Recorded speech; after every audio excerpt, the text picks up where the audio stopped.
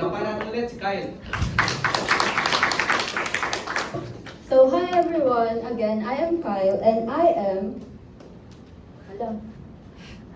unplanned. Yes, you heard me right. And alam ko na yung fact na to since I was a child. And because of this, it always made me wonder about the question, what if I was planned? What if nagplano yung mga magulang ko? What if nakapag-prepare sila sa buhay na meron kami ngayon? Ano kaya yung buhay na maaaring mayroon kami? Would it be better? Would it be worse? I don't know. Kasi hindi nga nag-family planning yung So, alam niyo ba na 51% of all pregnancies sa Pilipinas ay like me, unplanned. And malaking bahagi nito ay teenage pregnancy. Pero, when my parents had me, hindi na sila teenagers at that time. Yan ang kasal nila. So, nung kinasal yung mom and dad ko, nasa mid-20s na sila, pero wala silang stable income, wala silang stable job. Hindi talaga sila prepared at all. And itong kasal nila, minadalito, tingnan niyo ang tsaka pa ng makeup ng nanay ko. Like, yung damit ng papa ko, damit ng mom ko, hiniram yan. Kailangan madiliin yung kasal nila. Dahil sa religion namin, by the way, INC ako, kailangan kasal muna bago magkaanak or otherwise, ma-expel kayo from the church. Pero at that time, medyo lenient pa sa kanila, pinayagan silang magpakasal. And also, they were embarrassed kasi yung ganito nga na magkakaanak muna bago ikasal, it was a disgrace sa hometown nila back then. So, kailangan nila magpakasal agad without being prepared. Hindi sila prepared financially, psychologically, emotionally, sa lahat ng responsibilities ng pagiging isang mga magulang. So, ano nga ba ang family planning? According to WHO, it is a process allowing people to plan and manage their desired number of children and determine the spacing of pregnancies. So kasama dito yung paggamit ng iba't ibang contraceptive methods, pag-undergo ng mga infertility treatments, as well as yung mga couples counseling. Pero sa society na meron tayo ngayon, enough ba ang definition na to ng family planning? I don't think so. So according to DeWitt, family planning is not only limited to the use of contraceptive methods, but also requires financial planning. Bakit nga ba? Kasi alam mo naman natin na sa ekonomiyang meron tayo ngayon, lahat ay may katapat na pera.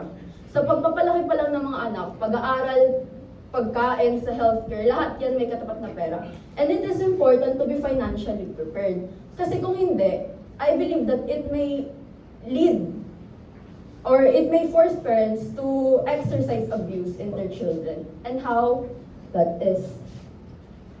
So disclaimer, trigger warning. So when we think about abuse, ito yung mga madalas na images na pumapasok sa isip natin. And according to Cornell Law School, abuse is when someone treats others in a cruel, violent, or unfair way. So, makikita natin dyan yung physical, sexual, and psychological abuse, which is familiar sa ating lahat. Pero, tatlo lamang yan sa 4 na main types ng abuse. And ito yung isa. Neglect. So, ano nga ba ang neglect? It is described as abuse by an act of omission in the care leading to potential or actual harm. So, neglect yung magiging focus ngayon ng speech ko. Basically, neglect is pag may kapabayaan sa pangangalaga or sa pagtugon sa pangangailangan at sa karapatan ng isang tao. So, paano ko nga ba ito i-relate sa family planning? I believe that unintended pregnancy is the biggest consequence of a lack of family planning, which leads to neglect. First, why? Because unintended pregnancies do not allow individuals to prepare themselves financially. Based sa experience ko, kanento sa akin ng mom ko. Like, bata pa ako, parang casual lang kinikwento sa akin na. Nung bata daw ako, sobrang wala namin pera. Hindi sila makabili ng gatas. So, syempre, magtataka kayo, anong kakainin ko? Syempre, baby ako eh. Ang ginagawa nila, naging resourceful sila, puti na lang. So, ang ginawa nilang gatas, actually ito, yung hawak kong yan gatas. Yan. Yung pag nagsasaing, di ba may tubig yun? Yun yung Pag kumulo yung tubig na yun, kinokollect yun ng papa ko. Tapos ipunin niya yun para yun yung gagawin kata sa akin. And diyan medyo swerte na ako kasi may diaper na ako. Kasi as in, bagong panganak ko lang ako, wala silang kahit anong may bigay sa akin. Kahit pagkain, nakikitira lang kami. And ito actually, first house namin yan. Ang meron lang kami is stable, ayun, rice cooker kasi importante. And itong hinihigaan namin. Tapos dito medyo, umasenso na kami nan, may TV na kami ng 4 years old ako. Ayan, second point, unintended pregnancies lead to bigger family sizes. Of course, pag mas malaki yung family size, mas nalilimit yung resources ng family na napupunta sa pangangailangan ng mga bata. Sa amin naman, lumaki ako na laging nagtitipid. Parang simula bata ko, naalala ko, laging sasabi sa nanay ko, kailangan niyo magtipid kasi wala tayong pera. Parang na-ingrain na yun sa utak ko. So kahit magkasakit, ayoko magkasakit. Kasi sabi ng mama ko, wala tayong pera pampagamot nyo. So kailangan yung alagaan yung sarili nyo and stuff. Pero nung 14 ako, yung pinakaya kong nangyari sa akin kasi nagkasakit nga ako.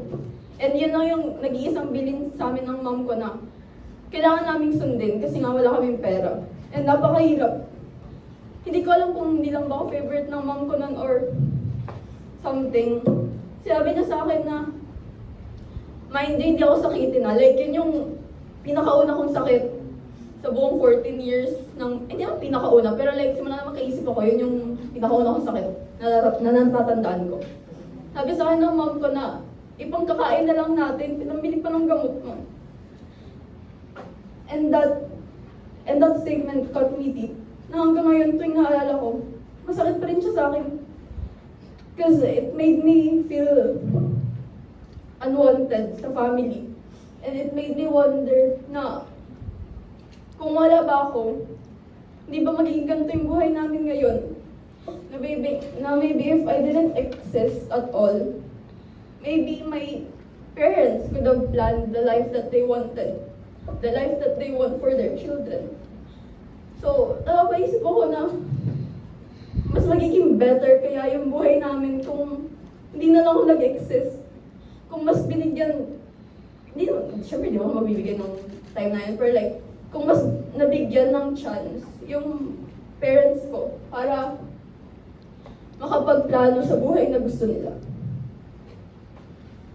And because of this, I can say that ang kawalan ng plano sa pagbuo ng pamilya ay isang uri ng pang-aabuso.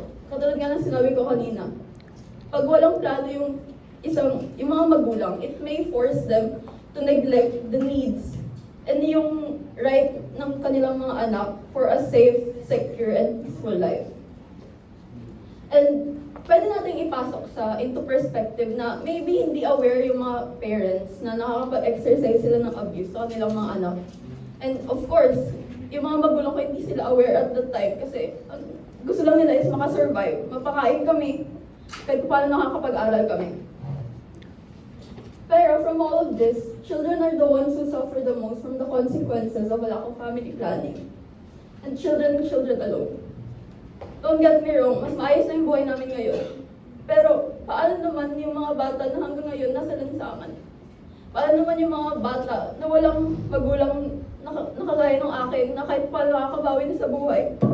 Paano naman yung mga bata na hanggang ngayon hindi pa rin nakakapag-aral? Na hanggang ngayon naghihirap dahil sa mga choices na ginawa ng mga magulang nila. So what can we do about this? For me, we can talk about this more.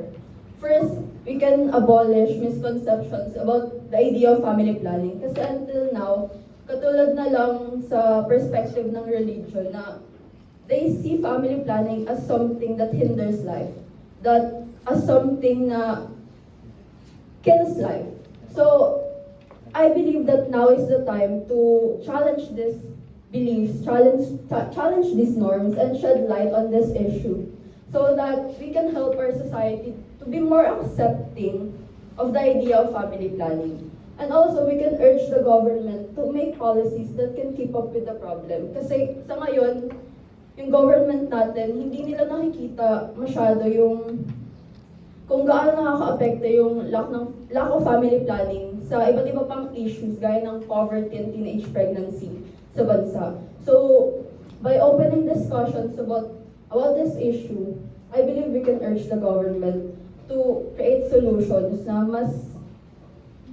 na maaaring makasolusyon sa problema ng lack of family planning sa bansa.